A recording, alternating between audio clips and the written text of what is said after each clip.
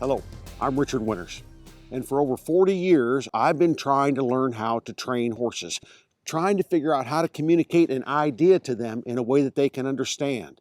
I've seen individuals get high-level maneuvers done with horses and said, why can they do that and I can't do that? But quite a few years ago, I started getting some more help, and it really revolutionized what I was doing with horses when I was asking them to step up their game, asking for a little more performance, athleticism, collection, and refinement, and it all has to do with body control. So I want to take you through a series of 4 exercises that I continually work on with my horses. These are horses that can really do some high-level maneuvers. I want to show you these things that are integral to what I do in training my horses, and without them, I just can't get it done. Now, these particular exercises, you don't need to go out and do them exactly like I do them. If you have your own way or own technique, that's fine. I ride with a lot of great horsemen and horsewomen, and they have their own way of doing it, but everybody that's getting higher levels of horsemanship done has a way to control these body parts. We're going to call this 4-part harmony and divide our horse up into 4 different sections. Our horse's head and neck, their shoulders, their rib cage, and their hind end. Just like 4-part harmony when people are singing, if everybody doesn't know their part, it's not going to sound good. If you have 3 people that sing very well and 1 person that doesn't know their part, it's still not going to sound right. You need to take that 1 person aside, have them work on their part, then come back together and the whole song can sound great. It's the same way when I go to do a flying lead change. If it's not working, I need to figure out what part of my horse's body was not right. Get that part right, and then go back in and execute the maneuver, or as my example goes, sing that song. So I'm going to ride my mare around a little bit and give you an idea of what I'm talking about.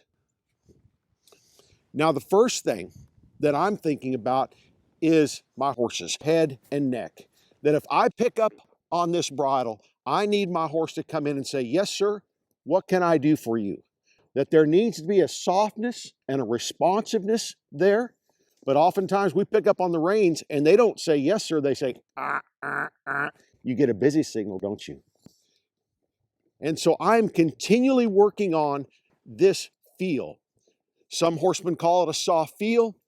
Someone might say riding a horse up in the bridle. Some people might say on the bit. Whatever you want to say is fine. And I don't insist that they stay there 100% of the time, but if I pick up, they need to come in and get soft. And this is something that you will have to work on forever, because in all reality, horses have a tendency to want to get dull. Just like your pocket knife doesn't stay sharp on its own, it has a tendency to want to get dull. Your horse will have a tendency to get bracy and stiff through their head, neck, and poll. And just something to consider as you figure out a way to get that horse soft, let your legs help you a little bit. I will push that horse up into that bridle, holding with my hands and pushing with my legs. We talk about collection. I think collection is vertical flexion with impulsion. There needs to be that drive from behind. I'm convinced that if you don't like what they feel like throughout their head, neck, and poll, you're not going to like anything they do. If it doesn't feel soft in here, if they're not coming in and saying, yes, what can I do for you? Then everything else is going to fall apart. So I'm going to continually work on this part number 1, my horse's head and neck. And again, think about what your legs can do for you. It's not just seesawing my hands back and forth, getting so busy, but holding with my hands and driving with my legs. Collection is vertical flexion with impulsion.